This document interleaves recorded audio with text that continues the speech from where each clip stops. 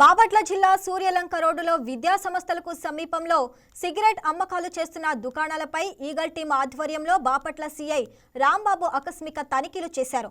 విద్యా సంస్థల పరిధిలో నిబంధనలు అతిక్రమించి దుకాణాల్లో సిగరెట్లు, పొగాకుకు సంబంధిత ఉత్పత్తులు విక్రయించే వారికి జరిమానా, చట్టపరమైన చర్యలు తప్పవని సీఐ హెచ్చరించారు. విద్యాలయాల చుట్టూ 100 గజాల దూరం వరకు సిగరెట్ అమ్మకాలు ఉండకూడదని దుకాణదారులకు సీఐ రాంబాబు సూచించారు.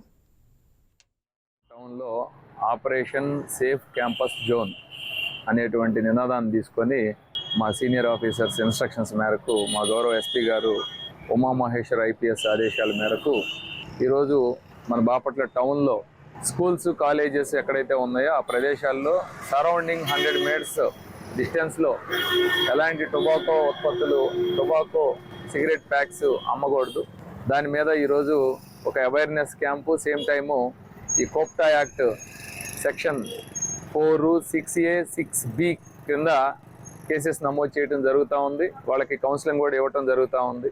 ఎక్కడ బహిరంగ ప్రదేశాల్లో పొగ తాగరాదు, అలా తాగినట్లయితే 200 రూపాయల జరిమానా విధించడం జరుగుతుంది. అట్లానే ఈ స్కూల్స్, కాలేజెస్ ఉన్నటువంటి క్యాంపస్ చుట్టూ సరౌండింగ్ 100 మీటర్స్ డిస్టెన్స్లో ఈ యొక్క సెల్లింగ్ అనేది జరగకూడదు. ఆ విధంగా జరిగినట్లయితే కూడా 200 రూపాయల ఫైన్ వాళ్ళకి ఫైన్ ఇంపోజ్ చేయడం జరుగుతుంది. అట్లానే 18 సంవత్సరాల లోపు పిల్లలకి ఇక్కడ వాళ్ళ చేత అమ్మించడం కానీ వాళ్ళకి అమ్మటం కూడా చేయకూడదు. దానికి కూడా 200 రూపీస్ ఫైన్ ఇంపోజ్ చేయడం జరుగుతుంది.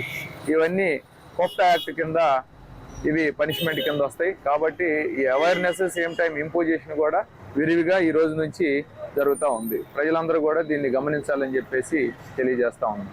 Please subscribe to YK TV Network. Please subscribe to YK TV. Please watch YK News. Don't forget to subscribe YK News channel.